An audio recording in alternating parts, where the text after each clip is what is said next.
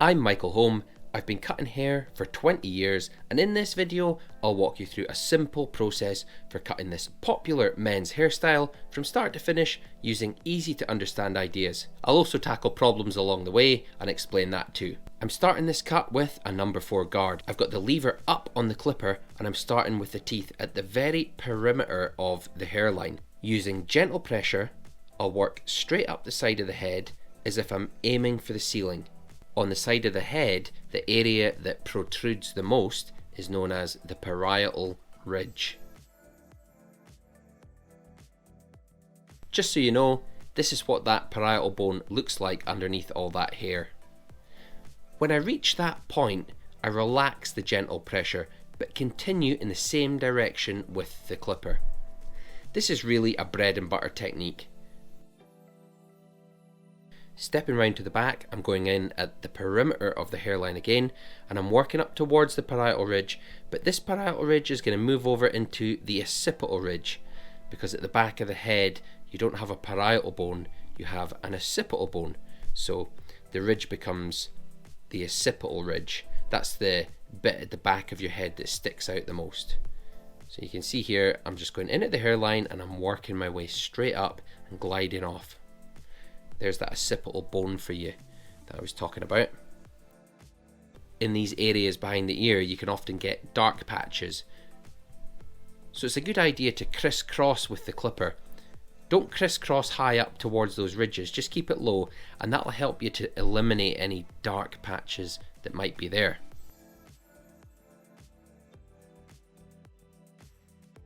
You can see the direction here, just straight up. I don't want to round over onto the crown. I'll do a little bit more crisscrossing. There is a little problem here, but I'm going to show you that shortly.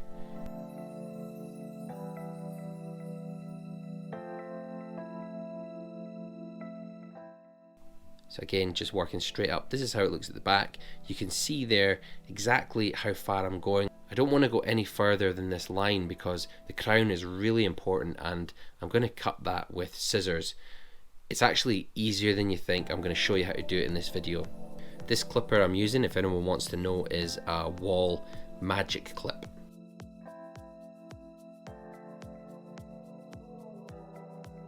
Again, at the side, on the other side, just up to the parietal ridge there. It's the same method, I just continue to work my way around.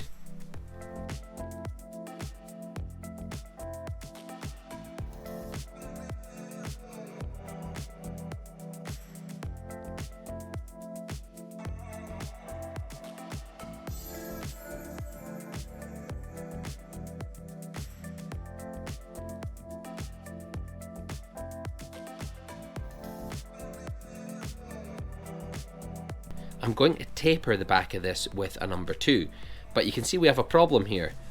There's a line in the back of the head. It looks like my client's been wearing a cap. I'm going to show you how to soften that, but handily it's actually about where we want to go with the number 2. So I'll just do that just now, and then I'm going to wet this down, and this is going to let the hair relax. I'll let the water work its way through the hair, and then I'll dry it all in, and what will happen is the hair is going to relax and it'll go back to its normal position. So here we are now with the hair relaxed, and I can continue my taper with the number 2. I mean, it's not 100% relaxed. My client tells me that's actually a natural feature of his hair because he wasn't wearing a hat, so we will never be able to get it completely relaxed, but I think it looks a lot softer now. Once we've done the 2, we could do a number 1, and I'm going to go with the number 1 about halfway between the perimeter of the hairline and the number 2. I'm just nibbling around the edge of the haircut with the number 1, and this is taking away any long and messy hairs.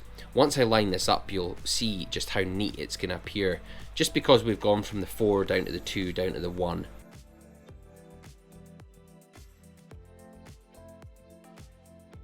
So just on that side as well. And the lever's just in the closed position here, by the way. It's no different. I go in with the clipper and just kind of rotate it out, and that's all we need to do.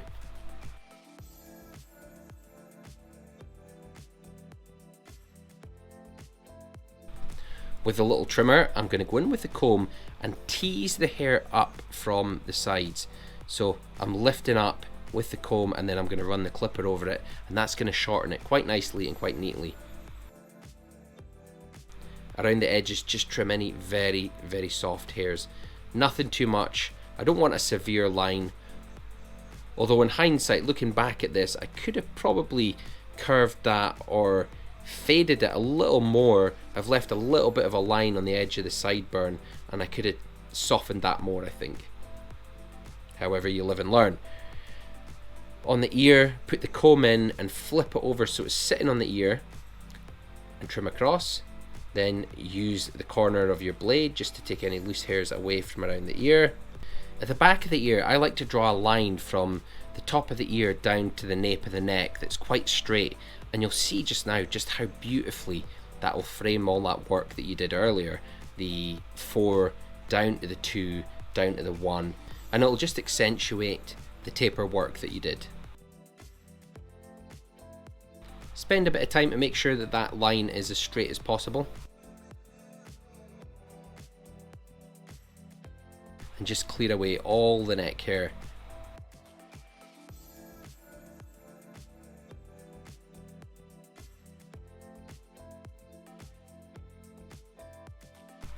Make sure you get rid of all the debris as well, and don't miss anything.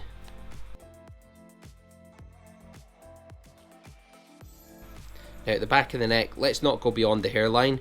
Just take off the little soft hairs. Remember, we went as short as a number 1, so there's not really much to take off at the back of the neck.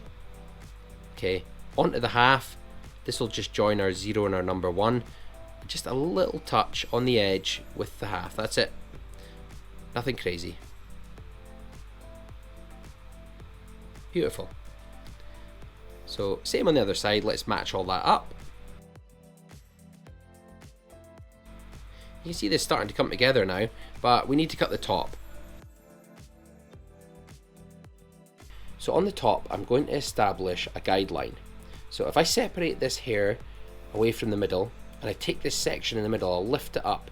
This will be my guideline. So you can see that at the knuckle, the inside knuckle, is quite short, and there's more coming off from the middle. And that's intentional. I want a little bit more hair on the crown, or I want to take the middle down shorter than the crown. So I'm working my way towards the front, and then at the front I'm going to be taking less off from the front as well. So the whole middle of the top of the haircut is slightly shorter than all the hair around it, like at the crown and the fringe. So let's comb all this forward now, and that guideline now means that I can take sections across the head, and when I pick them up I'll be able to see short hair in amongst long hair. So if I turn this to face you, you'll be able to see there's some little short hairs there and long hairs in amongst it. Now on the crown, remember, we didn't take much off, so it's not as extreme at this point, but as we work forwards, we'll see that there's more and more hair coming off, and the guideline is just in the middle. Every time I pick up a section, I can see the short hair from my guideline in there, and I can take off the hair around it. So working forwards, that means that we've got a nice even cut going from the back to the front of the head. So this is a strip down the middle, and when we get to the front, just over direct back. By over direct, that just means that you pull the front towards your previous section a little bit more. So I'm lifting up and I'm just going to pull it back ever so slightly there and trim. Down the sides here, because we cut down the middle, we've got short hair in the middle, and that can be used to establish how short these side sections need to be. So the short hair there, and we need to connect it to the short hair at the inside knuckle there. Let's just take that off and work forwards from there, and that's going to be the method working along these sections from the back to the front again, picking our sections up. I just use the comb, I drag across the scalp with the hook of the comb. This comb I got from Quartered Steels. They sell scissors. They actually sell the scissors that I'm using in this video.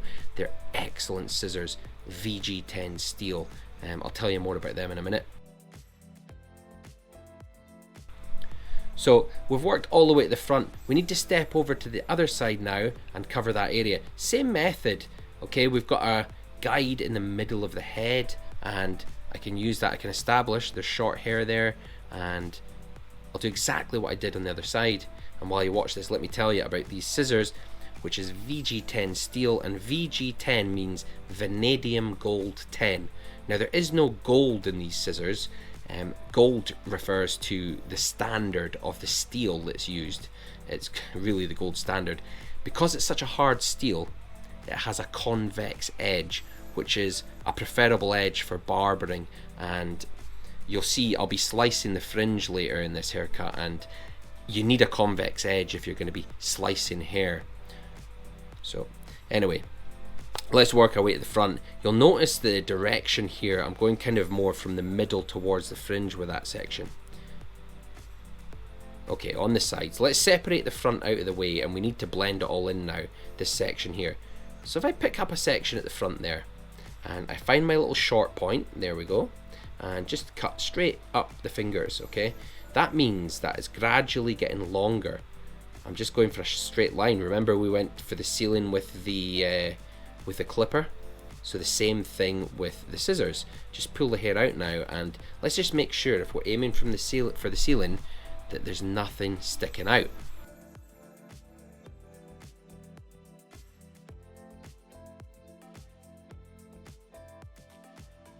This isn't the only part of blending in. I'm going to show you just now a way that we can cross-check our blend. But generally I like to do it in three kind of parts. I do one side, then I do the back, and then I do the other side. So I've kind of covered that side there. Let's have a look at how we can cross-check this. I'm going to go in with the scissor, and when I pick it up you'll see that it's kind of rough. Okay, it's not straight, and that's because I've been taking multiple sections. So what I'm doing is I'm cross-checking, and I'm just going to trim off anything that's sticking out, and that's going to even up my blending work. We know that we've got a straight vertical blend going up, but going across the way it's a little bit rough, and using this cross-checking method will even it up and make it much neater for the final cut.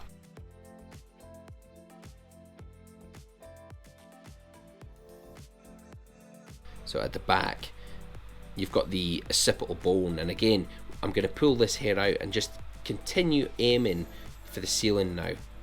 Okay, I don't want to round over onto the crown. I'm just picking the hair up and working straight up the way. These scissors are a joy to use, by the way, and let me just tell you, I'm going to go back to them again. I will have a link down below, and if you use my link to buy any quartered steel scissors, you will also get a free texturizing razor with that as well. They're not cheap, but they are quality.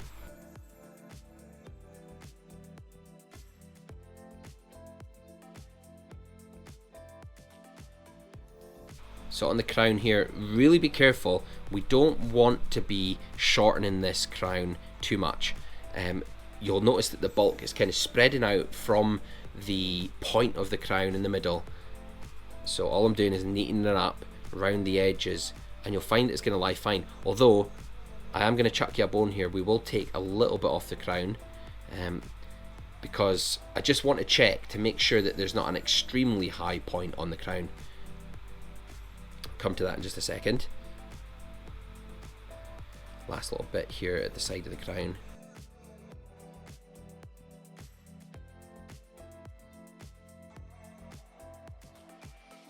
Let's just pull this back here. That's all I'm going to do, is just pull it all straight back. Look how it's springing up. So it's wet and it's springing up. So I'm pulling it back, and I'm just looking for anything that is sticking out. Look at that, huge. But look at it springing. So like if you cut that too short, it is going to stand on end. You need to have some weight. So something to hold that crown down. Continue working your way across to the other side. Now, is this the method that you would blend in the hair with? Some people prefer to have tension, and they'll do something like a block graduation where they'll pull 3 sections out towards their body with their fingers, and they cut it with tension. Personally, I love to cut the corners off, as you see here, with tension, and then I'll just cut the hair without tension, that scissor over comb cross-checking, which I think leaves it really natural looking. Now, I'm moving quite fast here. If you're a beginner, you don't have to move as fast as me. This is just for the video so you don't get bored. But you can take your time. Speed comes as you learn.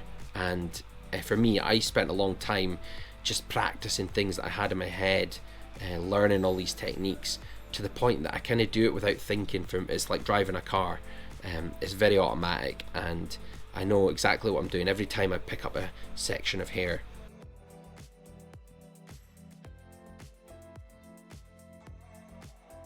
A little bit of refining there.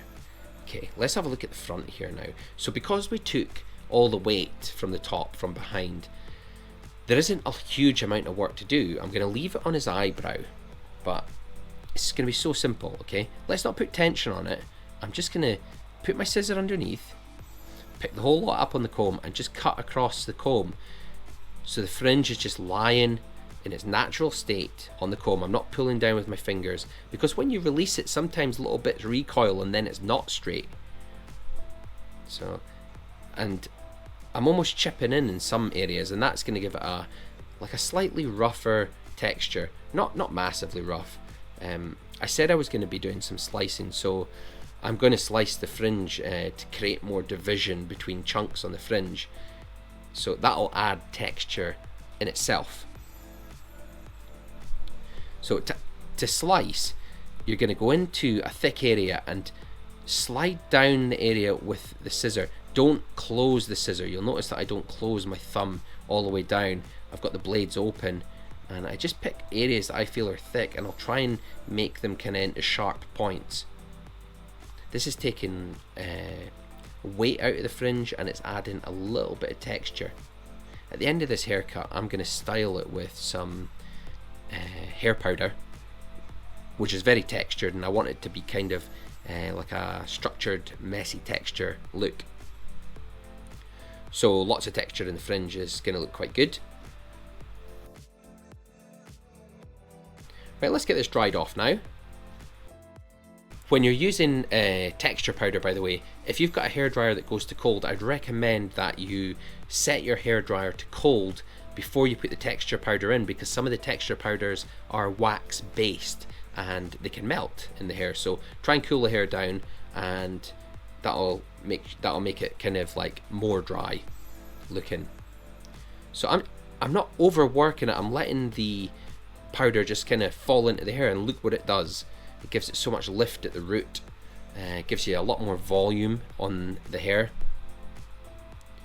So with powder, just try not to overwork it.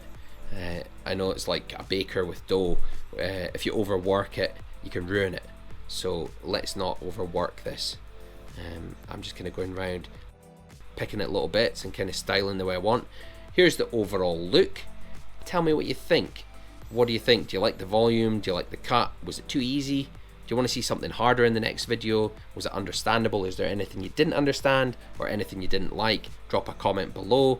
I'd love to hear from you. Until next time, good luck with your men's haircuts. Hit me with any question at all, and I will see you in my next video.